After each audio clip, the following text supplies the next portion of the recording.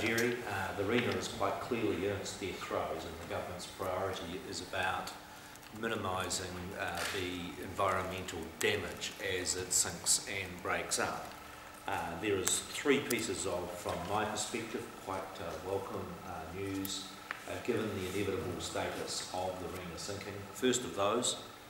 is that the amount of oil that has been released over the last 24 hours is small. It is a single-digit number of tonnes, nothing like the sort of 300 tonnes that killed thousands of birds back in October. It's also reinforced by the number of reports of wildlife that are affected. There's about 6 penguins that have some oiling that have been brought into the recovery centre, and no confirmed reports of bird fatalities, which is a very different scenario to what we were experiencing back in October, and that is a real tribute to the huge effort that went into recovering the oil in the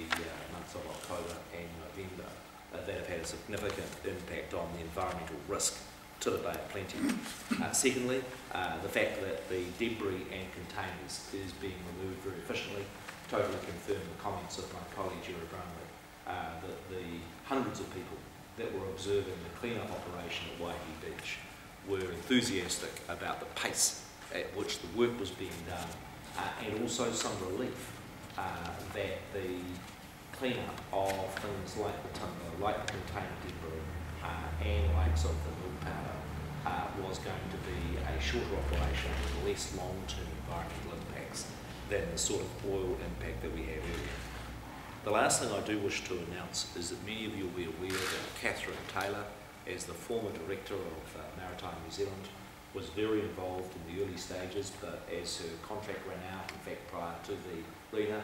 finished up with Maritime New Zealand early December. The Ministry for the Environment is leading the long-term environment recovery with the local councils and with iwi. She has been appointed by the Ministry for the Environment as that long-term environment recovery manager, and will be back in Tauranga tomorrow to lead that. I want to stress the difference between the immediate emergency response that is very much Maritime New Zealand and Minister of Transport's responsibility, and the longer-term role that Catherine will now play with the Ministry for the Environment, the local councils and iwi